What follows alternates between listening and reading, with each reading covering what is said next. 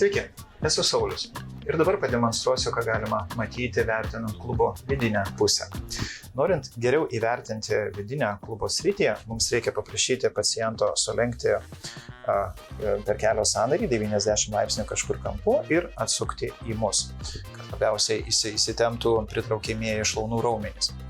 Ir dabar grįžtant prie pačios irgi priekinės klubo srities, bet mes dabar jau keliaujame labiau į medialinę pusę.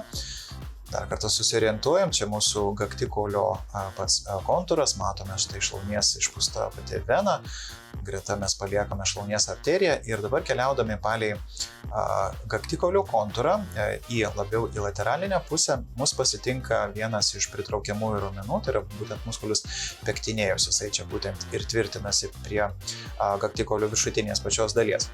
Jeigu mes keliausime dar medialiau, mes pasiekėme štai būtent gaktinę pačią sąvaržą, čia dešinės pusės gaktikalis ir čia jau matosi kairės pusės gaktikalio kraštelis.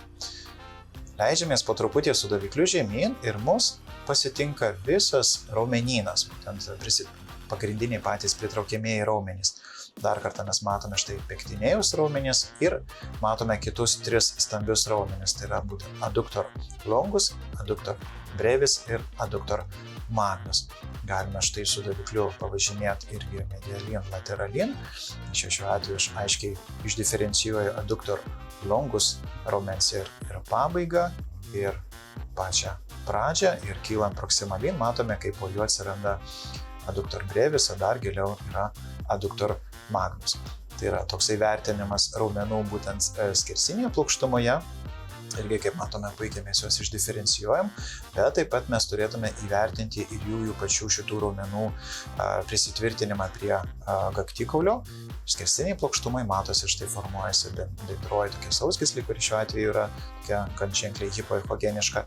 Tačiau dar aiškiau mums pasimatytų, jeigu mes įvertintume šitą bendrąją sausgyslę, tokiai štai skersiniai plokštumoj, keliaujant štai su davikliu.